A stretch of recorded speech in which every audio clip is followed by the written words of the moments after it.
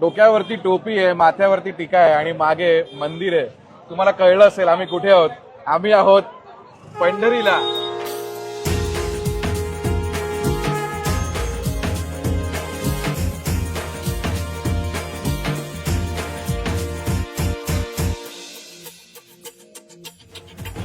So दर्शन झालं आपलं आणि तुम्ही मला पहिलं कुठे घेऊन आलात गोडगोड खायला. इथं तुम्ही साताऱ्याचा कंदी पेढा खाल्लाय. आज आमच्या पंढरपूरचा कंदी पेढा, देशपांड्यांचा फेमस कंदी पेढा एकदम फेमस, आहे. एकदम फेमस. नमस्कार दादा. आणि हा ची साईज पण एकदम परफेक्ट आहे. मला अशी आवडतात छोटे. आणि प्रसादाला असतो म्हणजे हा ऍक्च्युली विठ्ठलाचा प्रसाद आहे. हा मस्त आहे. म्हणून म्हणलं तुम्ही साताऱ्याची खाल्ली आतापर्यंत, तुम्ही पंढरपूरचा खाऊन बघा पेढा. 480 रुपयाची यांची गुलकंद बर्फी आहे आणि त्यांना खाऊन बघा, नाव काढाल आमचं. हा गुलकंद बर्फी आहे, सुंदर. माझ्याकडनं याला मिळतोय गोल्डन कप, कारण प्रत्येक घासात गुलकंद लागतोय. ते समोर दिसतंय ते पुंडलिकांचं मंदिर आहे. अच्छा, ते पुंडलिकांचं भक्त मंदिर. पुंडलिकांचं. पुंडलिकांसाठी हा, विठ्ठल इथं आले होते पंढरपुरात. अच्छा. मोठे स्टार्टिंगला म्हणतात ना पुंडलिकावर ते हारी हरी विठ्ठल. विठ्ठल, हा. आपण हे पंढरपुरातल्या लोकांचं सगळ्यात आवडतं आणि अच्छा. चवीच्या ठिकाणी आपण आलोय. 70 वर्षापासून. 70 वर्ष पूर्ण परंपरा आहे. आमचे मित्र आहेत. नमस्कार दादा. ही यांची तिसरी पिढी ही हॉटेल चालवणार. अरे काय आता काय काय आणलंय. आता आपण खिचडी खाऊयात हा, आणि चटणी खाऊयात. त्याच्यासोबत हा मलाई शिरा. मलाई शिरा. हा, कॉम्बो डिश आहे, कॉम्बिनेशन आहे त्याचं. टाकून खायचं. अरे चटणी मी चटणी बघितली ना, पहिली चटणी आपण खाऊन बघूया.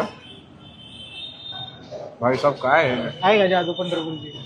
एक झटका लागतो. 3 फ्लेवर. 3 फ्लेवर आहेत आणि काय फ्लेवर आहे. घेतला मस्त चांगला लागणार तुम्हाला. ही चटणी पार्सल करून घरी घेऊन जा. एवढी मस्त चटणी आहे. खाऊया आपण.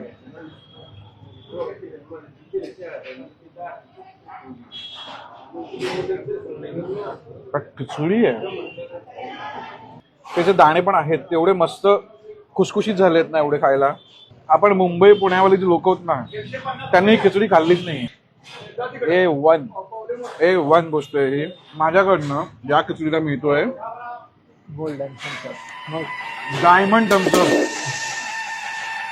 हा डायमंड थम्सअप वरती गोष्ट आहे. म्हणजे आमच्याकडचं दादा सर्वोत्कृष्ट अवॉर्ड या खिचडीला मिळतोय. तिरा आणि मलाईचा जो आपला कॉम्बो आहे तो पहिला कोणी बनवला तुमच्याकडे.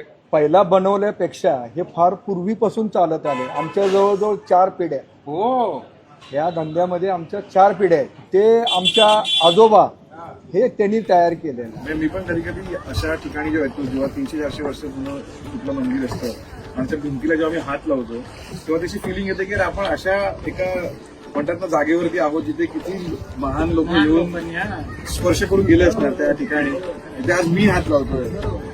म्हणून तर म्हणजे कणाकणात देव आहे. त्याच्यासाठी म्हणजे कण ही सगळी कण त्या कणाकणात देव आहे. तुम्हाला तो गोष्टी करून शोधायचा एवढंच आहे. कधी तुम्हाला सापडेल नाही.